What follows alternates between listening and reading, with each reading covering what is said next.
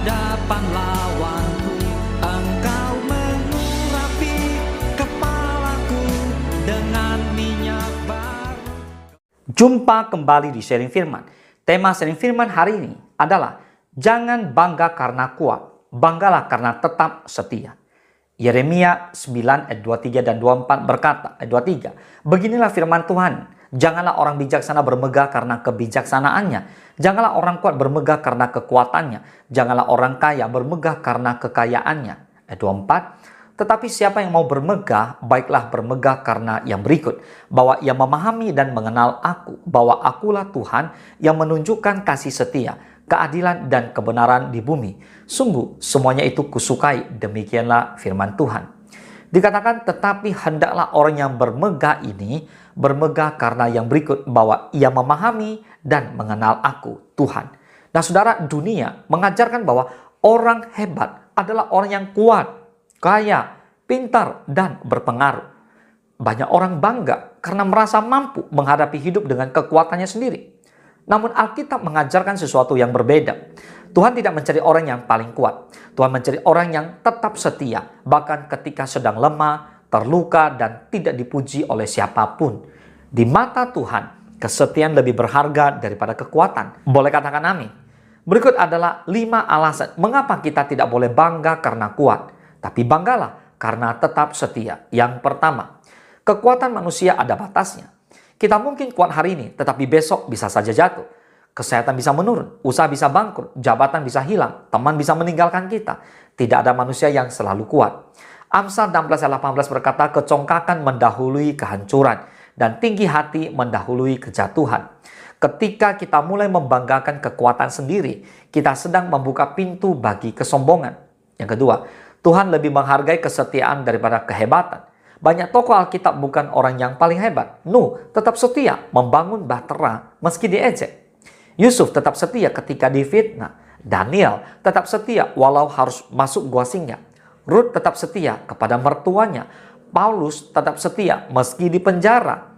Yang membuat mereka dikenang bukan karena mereka tidak pernah mengalami susah atau masalah, tapi karena mereka tidak meninggalkan Tuhan. Amin. Di 1 Korintus 4:2 berkata, yang akhirnya dituntut dari pelayan-pelayan yang demikian ialah bahwa mereka ternyata dapat dipercayai. Tuhan mencari orang yang dapat dipercaya. Katakan amin.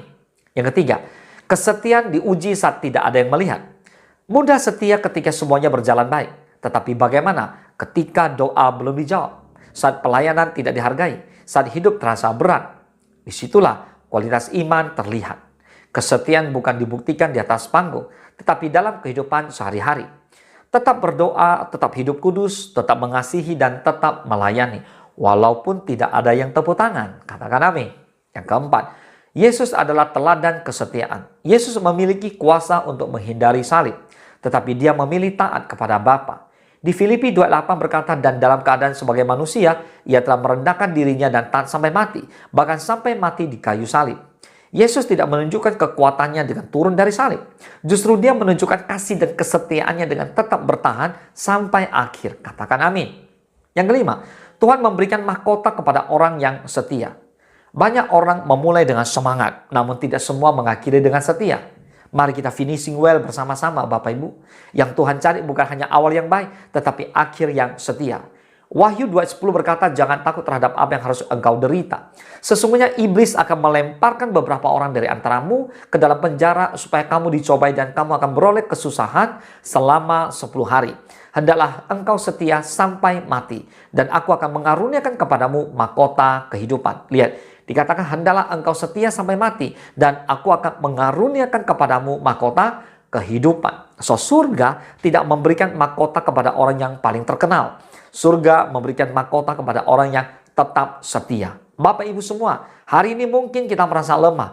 Tidak apa-apa. Yang penting jangan berhenti percaya kepada Tuhan Yesus. Jangan bangga karena merasa kuat. Banggalah karena kasih karunia Tuhan, kita masih setia berjalan bersama Tuhan. Sebab kekuatan manusia akan berlalu, tetapi kesetiaan kepada Kristus akan menerima upah yang kekal.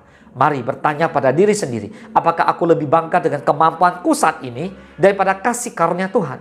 Apakah aku tetap setia ketika tidak ada yang melihat? Jika Yesus datang hari ini, apakah Yesus mendapati aku masih setia?